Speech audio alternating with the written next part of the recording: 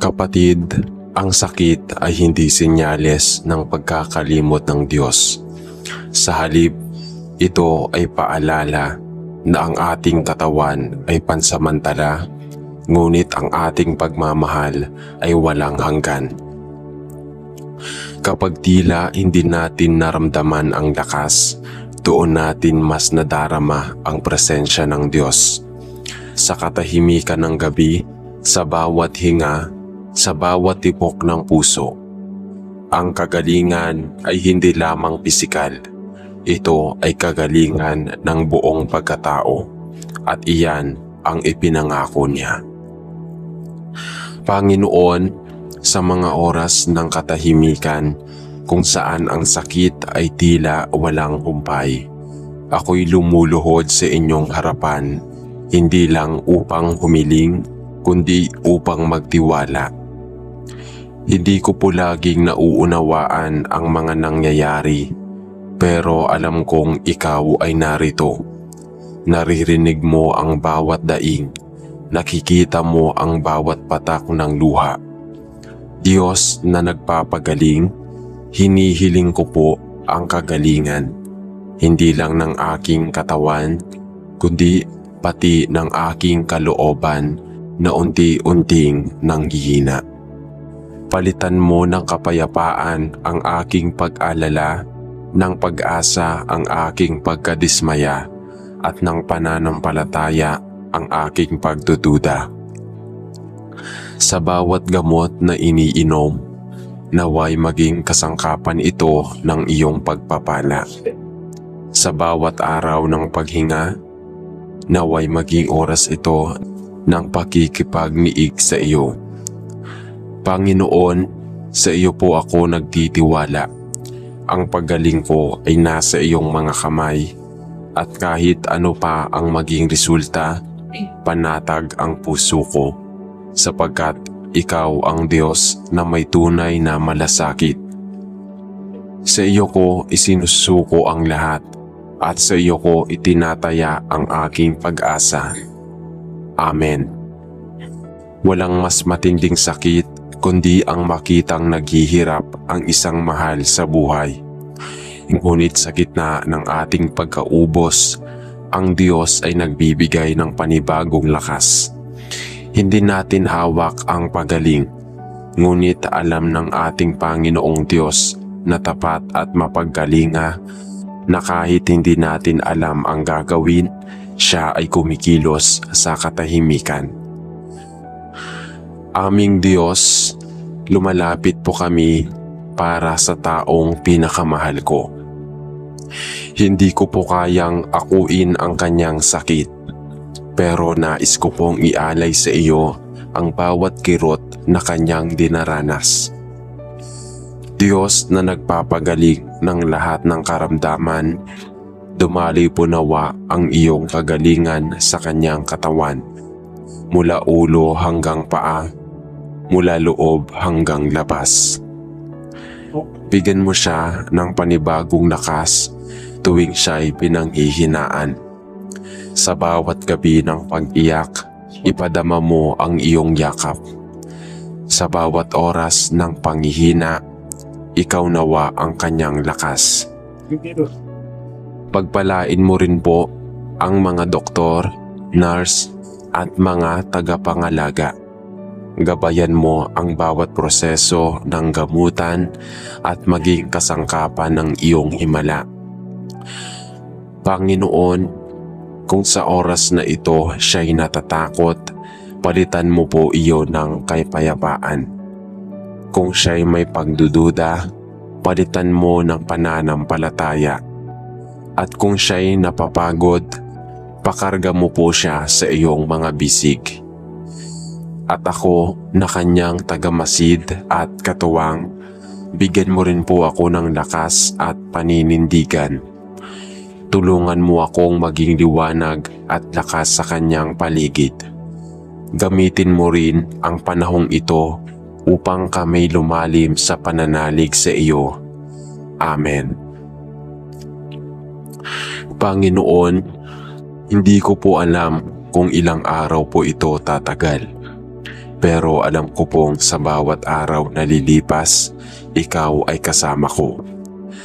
Pagod na po ang katawan ko at minsan ay nadadala rin ang aking loob na parang wala ng pag-asa, na parang hindi na matatapos ang sakit.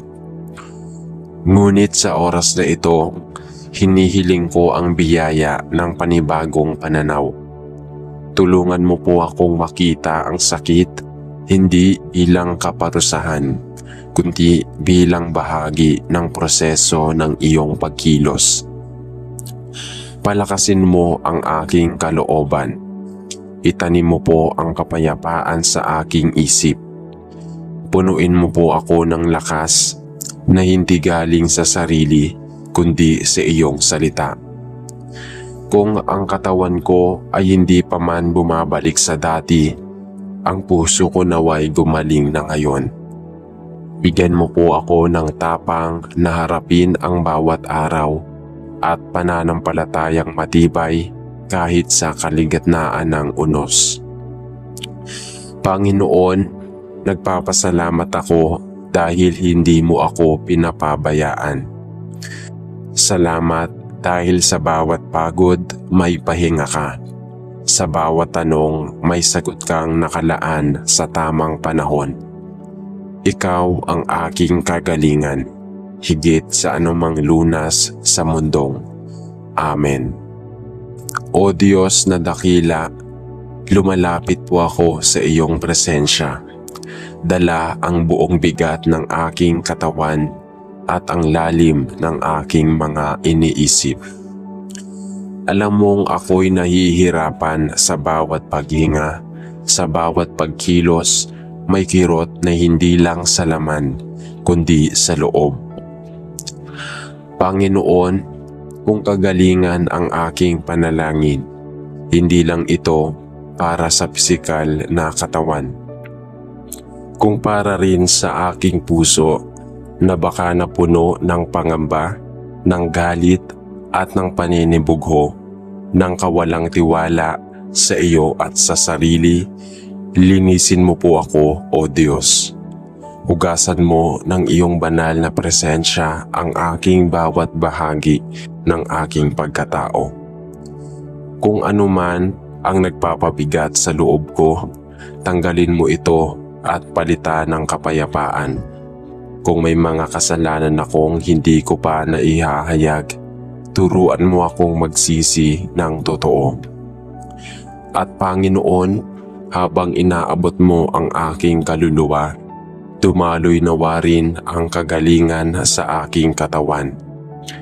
Hipuin mo ang bawat bahagi ng aking katawan na may karamdaman.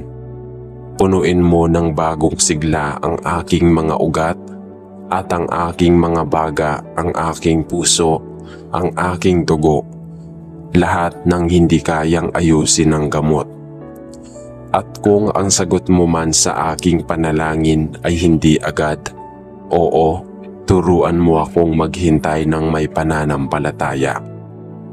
Dahil sa dulo ng lahat, ang pinakamahalaga ay makasama kita, na ikaw ang aking kalakasan at tagapagpagaling. Amen. Panginoon, sa kabila ng aking karamdaman, nais ko pong magpasalamat. Salamat po dahil ako'y buhay. Salamat sa bawat paghinga, sa bawat araw na ibinibigay mo, kahit ito'y may kasamang kirot at pagod. Salamat dahil may mga taong nagmamalasakit, pamilya, kaibigan, doktor at mga nananalangin para sa akin. Salamat dahil kahit ako'y may sakit, nararamdaman ko pa rin ang iyong presensya. Hindi po madali, Panginoon, ang humarap sa bawat araw ng may karamdaman. May mga oras na napapaisip ako kung kailan ito matatapos. May mga gabing tahimik pero puno ng luha. Ngunit ngayon, pinipili kong magpasalamat dahil alam kong sa likod ng sakit na ito, ikaw ay gumagawa. Inaayos mo hindi lang ang aking katawan, kundi pati ang aking pananampalataya. Panginoon, salamat sa lakas na galing sa iyo. Salamat sa kapayapaan kahit di ko maintindihan ang nangyayari. Salamat dahil alam kong may plano ka at ang plano mong iyon ay mabuti. Patuloy po akong magtitiwala at sa bawat maliit na progreso, ituturing ko itong himala mula sa iyo. Ikaw ang aking pag-asa at sa iyo ko ibinabalik ang lahat ng papuri kahit may sakit ako ngayon. Amen. Panginoon, marahil ang pinakamatinding pagsubok sa panahong ito ay ang maghintay nang hindi alam kung kailan matatapos ang sakit. Ang mga araw ay tila paulit-ulit, ang katawan ay tila hindi sumusunod, at ang isip ko'y pagod na sa kakaisip. Ngunit ngayon, itinatapat ko po sa inyong trono ang aking pagod, ang aking luha, ang aking mga tanong na walang kasagutan. Turuan mo akong maghintay, hindi sa kawalan, kundi sa pananalig na may ginagawa ka. Kahit hindi ko pa nakikita ang kagalingan, alam kong ito ay darating sa paraan at oras na ikaw ang pipili. At habang ako'y naghihintay, palitan mo ng kapayapaan ang aking pagkabalisa, ng pagtitiis ang aking pangangamba, at ng pananampalatayang matibay ang aking marupok na damdamin. Hipuin mo ang bawat bahagi ng aking katawan at hihanda mo ang aking kaluluwa sa iyong gagawin. Kung ito man ay himala ng bigla ang pagaling o dahan-dahang pagpapalakas, ako'y magpapasalamat pa rin. Panginoon, habang ako'y naghihintay, turuan mo akong sumamba. Sa gitna ng sakit, naway ang buhay ko'y maging patotoo na may Diyos na tapat kahit hindi pa dumarating ang kasagutan. Salamat po sa iyong presensya na hindi nagmamaliw, hindi nagsasawa at hindi lumilisan. Amen. Mahal naming Diyos, sa oras na ito, nilalapit ko sa iyo ang anak kong may sakit.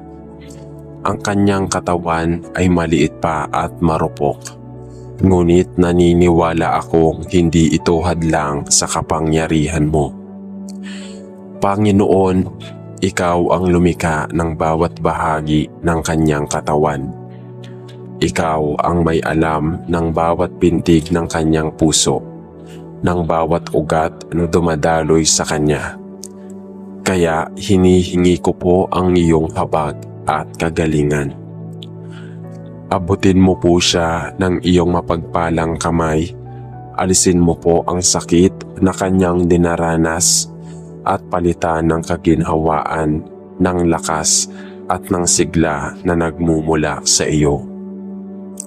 Habang siya ay nagpapahinga, naway ang katawan niya ay palakasin mo. Habang siya ay natutulog, naway gumana ang mga gamot at higit pa roon ang iyong himala. Panginoon, pagod na rin po ako bilang magulang. Wala akong ibang magawa kundi bantayan, umiyak ng palihim at manalangin sa iyo. Tulungan mo akong manatiling matatag para sa aking anak. Bigyan mo ako ng lakas ng loob at karunungan upang makasama siya sa bawat takbang ng pagaling. At higit sa lahat, turuan mo akong ipagkatiwala ang aking anak sa iyo, sapagkat alam kong ang pagmamahal mo sa kanya ay higit pa sa pagmamahal ko bilang magulang. Maraming salamat po dahil may pag-asa sa inyong pangalan. At sa bawat takbang ng kanyang pagaling, ikaw ang aming pasasalamat. Amen. Panginoon, narito po ako sa iyong harapan. Bitbit ang isang karamdaman na tila walang pangalan. Isang sakit na hindi maipaliwanag at tila walang tiyak na sagot. Napagod na po ako sa mga pagsusuri, sa pag-asa at pagkadismaya, sa paulit-ulit na tanong, ano ba talaga ang nangyayari sa akin? Ngunit Panginoon, Ikaw po ay Diyos na nakakakita sa mga bagay na hindi nakikita ng tao. Wala pong nalilihim sa iyo at wala ring hindi mo kayang pagalingin. Kaya ngayon, isinusuko ko ang aking katawan sa iyo, maging ang mga tanong na hindi ko alam kung sasagutin pa. Maging ang takot, kaba at pagkalito, itinataas ko po lahat sa inyong mga kamay. Gabayan mo po ang mga doktor. Kung may dapat silang makita, buksan mo ang kanilang isipan. Kung may dapat akong baguhin, hipuin mo ang aking puso upang sumunod. At habang wala pa pong malinaw na kasagutan, hinihiling ko po ang malinaw na kapayapaan. Yung kapayapaang hindi mula sa kaalaman, kundi sa tiwala sa inyong kalooban. Salamat po, Panginoon, dahil kahit hindi ko alam ang sagot, tiyak alam kong ikaw ay kasama ko. Amen. Panginoon, sa mga taong lumipas, naranasan ko na ang saya at lungkot, tagumpay at pagkatalo, kalusugan at karamdaman. Ngunit ngayon, habang ako'y tumatanda, mas nararamdaman ko ang aking kahinaan. Minsan ay hindi na makagalaw ng mabilis, madalas ay may kirot sa bawat takbang. Panginoon, salamat po dahil hindi mo ako iniwan. Kahit ang katawan ko ay lumalampas na sa dati nitong lakas, ang iyong presensya ay nananatiling buo at tapat. Hipuin mo po ang aking mga kasukasuhan, ang aking mga kalamnan, ang aking puso at isipan. Kung may karamdaman po ako ngayon, hinihiling ko ang kagalingan o kung hindi man ang lakas upang harapin ito. Turuan mo po akong magtiwala, hindi sa kakayahan ng katawan, kundi sa katatagan ng iyong espiritu. Bigyan mo ako ng kapahingahan kapag ako'y pagod at ng pag-asa kahit sa panahong tila ako'y nag-iisa. Salamat po, Panginoon, dahil ang buhay ko ay hawak mo mula simula hanggang sa huli at alam kong sa dulo ang tunay kong tahanan ay nasa iyo. Amen. Panginoon, naririnig ko ang sinasabi ng mga doktor. Naririnig ko na ang mga salitang tila wala ng pag-asa at sa puso ko may kirot, may takot, may mga tanong na walang kasagutan. Ngunit ngayon, hindi ako lalapit sa iyo para lamang humiling ng kagalingan. Bagkus, lalapit ako upang hanapin ang iyong presensya. Dahil alam kong sa iyo, walang sakit na makakahadlang sa iyong pagyakap. Panginoon, kung ang aking katawan ay papahinga na, naway ang kaluluwa ko ay maging panatag. Bigyan mo ako ng kapayapaan na hindi kayang ibigay ng mundo. Ang uri ng kapayapaang dumarating kahit sa gitna ng lungkot. Kung ito man po ang aking huling mga araw, naway maging makabuluhan ang bawat sandali. Tulungan mo akong magmahal, magpatawad at magpasalamat sa lahat ng biyaya ng buhay. At kung may natitirang himala ng iyong plano, tinatanggap ko iyon ng may buong puso. Ngunit kung ako'y tatawagin mo na, Handa akong sumunod dahil alam kong sa piling mo wala nang sakit, wala nang luha, kundi walang hanggang kagalingan. Panginoon, manatili ka sa akin hanggang sa huli at higit pa roon. Amen.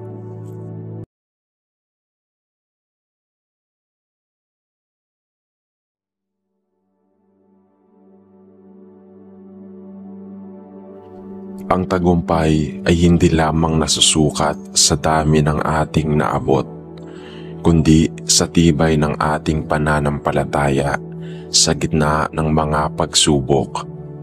Sa bawat luha na bumagsak, sa bawat laban na tila wala ng katapusan, nariyan ang Diyos na nagbibigay lakas, umaalalay, at sa huli siya rin ang nagkakaloob ng tagumpay. Minsan ang tagumpay ay hindi agad nakikita. Ito ay dumarating sa katahimikan kapag tayo'y nagpasyang hindi sumuko. Kapag pinili nating magtiwala sa Diyos kahit hindi natin nauunawaan ang kanyang mga hakbang. Dahil ang tunay na tagumpay ay hindi galing sa sariling galing, kundi sa pagkapit sa Diyos na nagbibigay saysay sa lahat ng ating pinagdaraanan. Sa ngalan ng Ama at ng Anak at ng Espiritu Santo. Amen. Ang ating pagsamba sa Kanya sa pamamagitan ng mga dasal at panalangin ay isang paraan upang maipakita at masabi na ating Siya ay idinadakila at sinasamba. Ang ating pagluhod sa Kanyang harapan at pagyuko ay nangangahulugan lamang na tayo'y Kanyang mga alipin na nakahandang maglingkod sa Kanya. Ang paghiling ang paraan upang mabanggit natin sa Kanya ang ating mga kahilingan at mga pangangailangan. Itinuturo ng banal na kasulatan na alam na Niya ang ating mga pangangailangan bago pa man natin sabihin sa Kanya. Ngunit ang pagsisikap na ating ginagawa sa pananalangin ay mabisang paglalahad sa Kanya na taos sa ating puso ang ating ginagawa. Halina at sabay-sabay tayong manalangin sa Panginoong Diyos na buhay. Mahal na Ama, Diyos, nais namin bilang simbahan hawakan ang pangitain na mayroon ka para sa amin. Manalangin kami na ikaw ay manguna at gabayan kami upang gumawa ng isang sama-samang hakbang ng pananampalataya, direksyon na nais mong puntahan namin. Tulungan mo kaming manalangin upang maunawaan ang pangitain ng simbahan na mayroon ka para sa amin. At naway maging sensitibo kami sa iyong pangunguna at patnubay. Pigilin mo kami sa paghahangad na ipatupad ang aming sariling mga ideya o palitan ang aming mga ideya na gawa ng tao para sa iyong mga plano at layunin. Ilapit mo kami sa isa't isa at sa iyo habang hinahanap namin ang iyong muka ng sama-sama sa panalangin. Naway mapalakas kami sa panloob na tao, magkaisa sa pagkakaisa ng pananampalataya at mahikayat na isagawa ang iyong mga plano at layunin para sa iyong higit na kaluwalhatian. Ipinagdarasal namin na ang pangitain ng iglesia na lumalabas sa aming mga puso ay naudyoka ng banal na espiritu para sa pagpapatibay ng mga banal at sa iyong papuri at kaluwalhatian.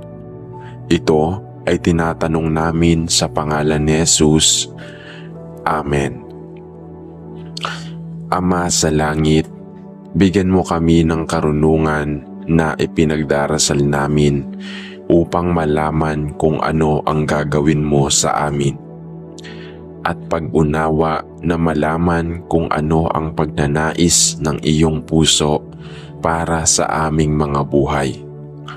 Naway maihanay namin ang aming mga iniisip sa iyong mga kaisipan at ang aming kalooban sa iyong perpektong kalooban at layunin. Panatilihin mo kami mula sa pagsunod sa aming sariling natural na karunungan ng tao o sa pagiging naiimpluwensyahan ng mga paraan ng mundo. Sa halip, naway matuto kaming ibase ang aming mga desisyon sa iyong kalooban at layunin at maging handa na sundin ang iyong patnubay at direksyon. Bigyan mo kami ng mas malinaw na pananaw, ipinagdarasal namin at manguna ka sa amin sa tamang landas. Hinihiling namin sa pangalan ni Jesus. Amen. Ama sa langit, nararamdaman ko na ang aking buhay ay nangangailangan ng iyong direksyon ng higit pa. Kailangan ko ng banal na pananaw tungkol sa iyo, isang makadiyos na pag-unawa sa iyo at isang mas malalim na relasyon sa iyo. Panginoon, gusto kitang makilala at mahalin ng mas mabuti. Minsan nararamdaman ko na ang aking buhay Kristiyano ay kakamot lang sa ibabaw ng sino ka at gusto kong maging katulad ni Job na nagsabing narinig ko ang tungkol sa iyo gamit ang aking mga taenga. Ngunit ngayon ay nakikita kita gamit ang aking mga mata. Nakita niya sa pamamagitan ng kanyang espiritual na mga mata ng pangunawa at Panginoon, nais kong magkaroon din ng matalik na pananaw tungkol sa iyo. Pagaman ako ay lumiliit mula sa pagkakaroon upang dumaan sa mga paghihirap at pagsubok na kailangang maranasan ni Job. Bigyan mo ako ng panloob na pananaw ng iyong sarili na aking ipinagdarasal, ang iyong karakter, ang iyong pagkatao, ang iyong pag-ibig. Ilapit mo ako sa iyong sarili upang masabi ko rin narinig ng aking mga taenga ang lahat tungkol sa iyo. Ngunit ngayon ay mayroon akong pananaw kung sino ka talaga. Ito ang hinihiling ko sa pangalan ni Jesus. Amen. Ama sa langit, nabasa namin sa iyong salita na kung saan walang pananaw ang mga tao ay namamatay. Ngunit pinagpala ang isa na nakikinig sa pagtuturo. Patawarin mo kami, Ama, sa paghahanap ng aming limitadong pananaw, sa halip na ang paghahanap sa isang makadiyos at walang hanggang pananaw. Patawarin mo kami sa paghahangad na ilagay ang aming tiwala sa aming sariling limitadong pagtingin sa kung ano ang itinuturing naming mahalaga sa aming buhay at sa mundo kung saan kami nakatira. Sa halip na hanapin ang mas dalisay na pananaw ng iyong walang hanggang mga plano. Sapagkat tanging kapag kami ay dumating sa isang pag-unawa sa iyong mga layunin para sa mundo, maaari ba tayo sa katapatan at sa kababaang loob ay maghanap ng makadiyos na karunungan at isang makadiyos na pananaw? Turuan mo kaming matutunan ang iyong pananaw at manalangin sa iyong kalooban, hindi lamang sa aming personal na buhay at sa aming mga mahal sa buhay. Tulungan mo rin kaming magkaroon ng mas malalim na kaalaman sa iyong higit sa pananaw para sa kinabukasan ng sangkatauhan. kung kailan ang lupa ay mapupuno ng kaluwalhatian ng Diyos habang tinatakpan ng tubig ang dagat. Tulungan mo kaming ibabad ang aming mga puso sa iyong perpektong pagnanais para sa sangkatauhan at maunawaan ang iyong higit na layunin para sa sangkatauhan. Bigyan mo kami ng karunungan upang manalangin sa iyong pananaw. Dahil kung paano namin ihanay ang aming mga isip sa isip ni Kristo at ang aming kalooban sa kalooban ng Ama, sa pamamagitan ng kapangyarihan ng banal na Espiritu, kami ay magdarasal ng mabisa. Sa pangalan ni Jesus. Amen. Aming Diyos na makapangyarihan sa lahat, sa sandaling ito, kami po ay lumalapit sa iyo ng may pusong puno ng pasasalamat at pagpupuri. Hindi dahil sa kami ay matagumpay sa sarili naming lakas, kundi dahil alam naming ang lahat ng aming mga tagumpay, malaki man o maliit, ay galing sa iyo at dahil sa iyo. Panginoon, sa bawat laban na aming hinaharap, ikaw po ang aming sandigan. Sa bawat takot na aming nilabanan, ikaw ang aming tapang.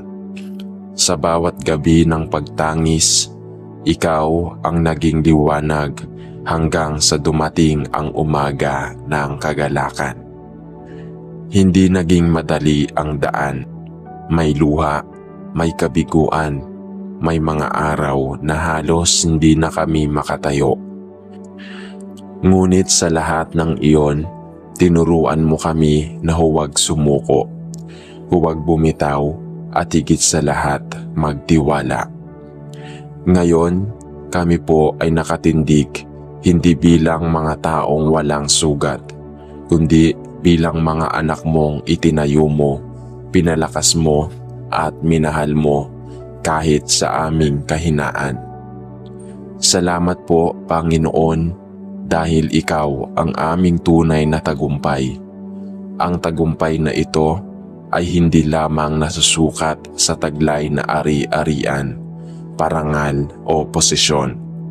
Ito'y tagumpay ng pananampalataya, tagumpay ng pagkatao, tagumpay ng espiritu. Ito'y tagumpay na hindi ninakaw ng mundo dahil ito'y ipinagkaloob ng langit. Panginoon, itinataas din po namin ang aming mga kapatid na kasalukuyang lumalaban pa. Naway makita nila na kung paanong kami nakaranas ng tagumpay, ganoon din ang plano mo para sa kanila. Ipaalala mong ang bawat sugat nila ngayon ay magiging patotoo palang araw. Ang bawat luhang pumapatak sa gabi ay magiging sanhi ng kagalakang darating. Ang bawat pagkatalo ay may dalang aral na maghahangad sa kanila para sa tagumpay na itinakda mo. Turuan mo kaming gamitin ang aming tagumpay para maglingkod, hindi upang magmalaki.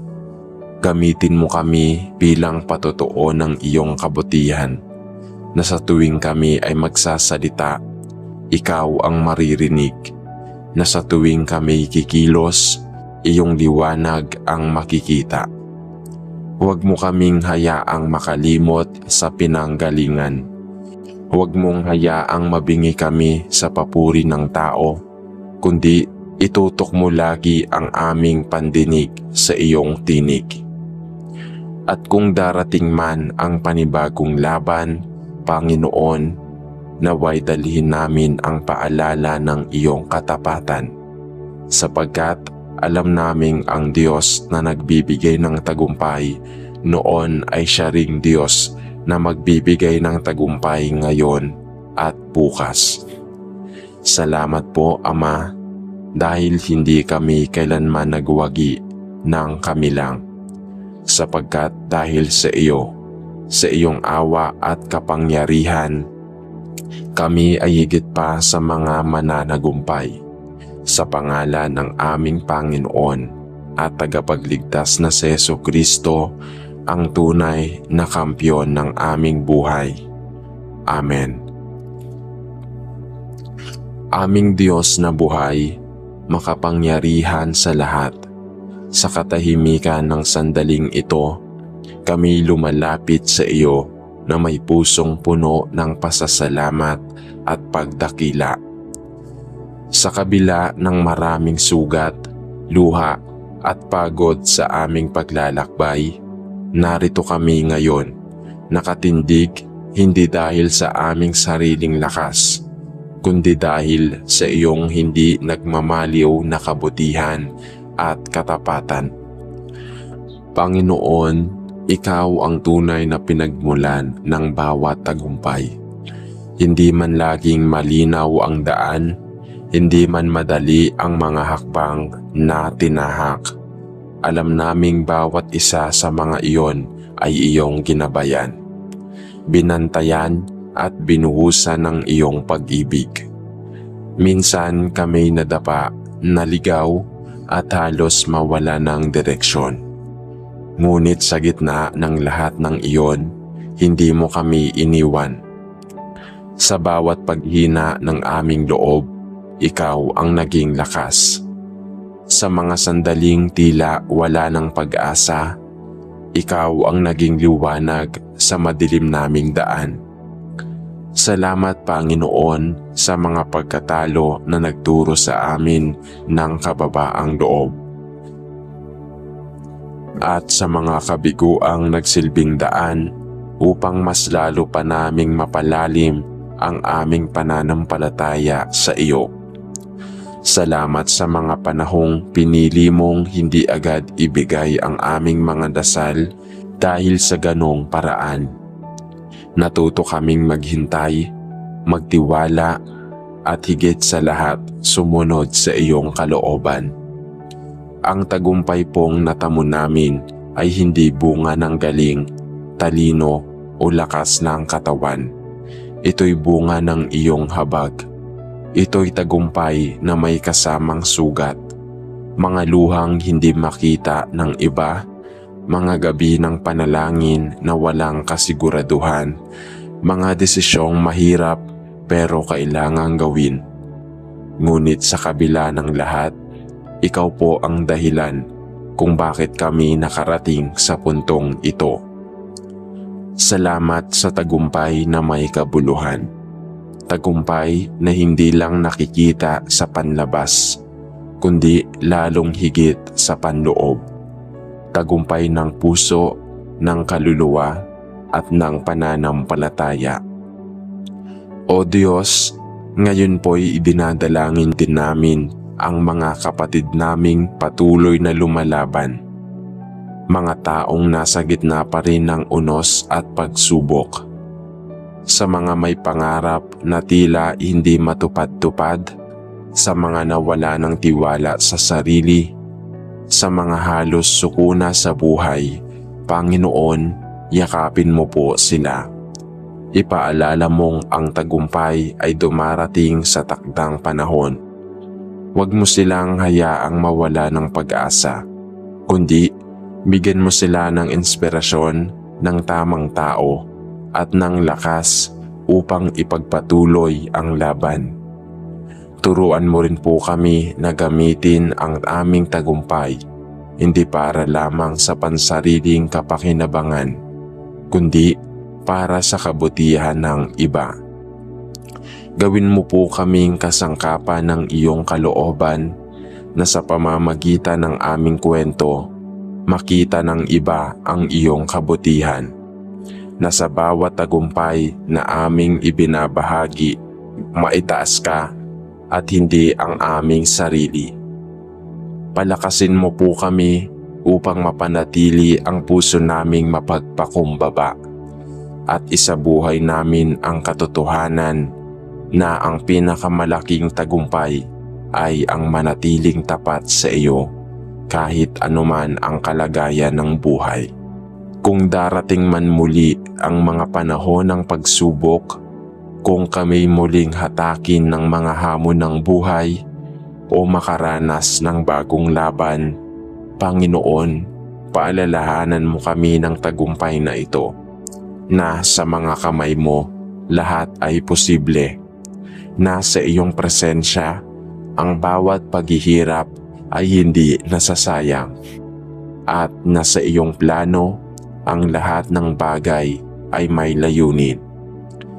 Sa bawat takbang na aming tatahakin, sa bawat pangarap na aming aabutin, at sa bawat laban na aming haharapin, ikaw po ang aming lakas, ikaw ang aming gabay, at ikaw ang aming tagumpay.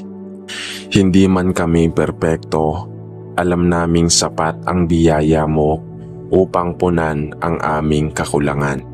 Maraming salamat, Panginoon. Sa iyong presensya, kami ay ligtas. Sa iyong plano, kami ay may direksyon. At sa iyong pagmamahal, kami ay tunay na nagwawagi. Sa ngalan ni Jesus, ang aming tunay na tagapagligtas at tagumpay. Amen.